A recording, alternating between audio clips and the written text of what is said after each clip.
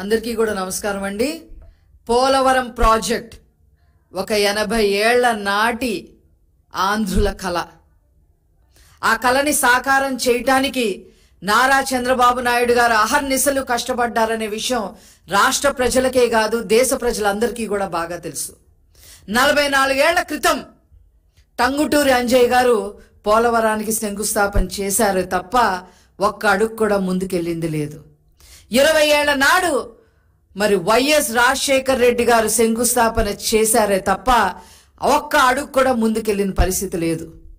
ఏదో పోలవరం ప్రాజెక్టుకి నేను ముందుకు తీసుకెళ్లాను అని చెప్పడానికి ముందు కాలువలు తవ్వేసి మట్టిని మింగేసి మొబిలైజేషన్ అడ్వాన్సులు పేరుతో కమిషన్లు నొక్కేసిన హీన చరిత్ర వైఎస్ రాజశేఖర్ రెడ్డిది. అలా ఆ పోలవరాన్ని కమిషన్లతో తినిపారేసి జలయజ్ఞాన్ని కాస్త ధనయజ్ఞంగా మార్చేసి 1000 కోట్లు మింగేశారు రాజశేఖర్ రెడ్డి కుటుంబం. తర్వాత నారా చంద్రబాబు నాయుడు గారు ముఖ్యమంత్రి అయిన తర్వాత 2014లో ఈ పోలవరం ప్రాజెక్టుని ఆ యొక్క కళని సాకారం చెయ్యాలి, నిజం చెయ్యాలి అనే ఉద్దేశంతో పోలవరాన్ని పరుగులు పెట్టించిన ఘనత నారా చంద్రబాబు నాయుడు గారిది. 72% పోలవరం ప్రాజెక్ట్ని పూర్తి చేయటం జరిగింది. ఒక్క రోజులో 35,000 క్యూబిక్ మీటర్ల కాంక్రీట్ని నారా చంద్రబాబు నాయుడు గారు వేయించడం జరిగింది.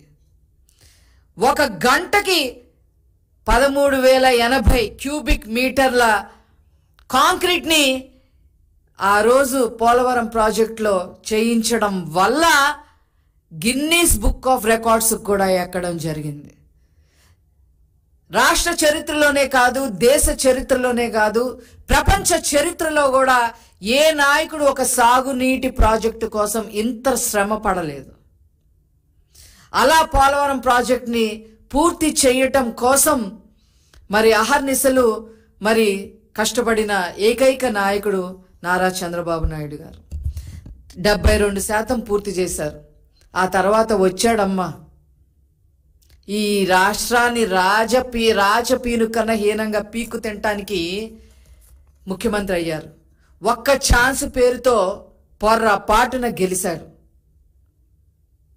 రాష్ట్రం ఎంత అధోగతి పాలైపోయిందో అందరికీ కూడా తెలుసు. పోలవరం ప్రాజెక్టు ఎంత అధోగతి పాలు చేశారో నిన్న ఆల్రెడీ నారా చంద్రబాబు నాయుడు గారు చెప్పడం జరిగింది. మేము మళ్ళీ చెప్పదలుచుకున్నాం.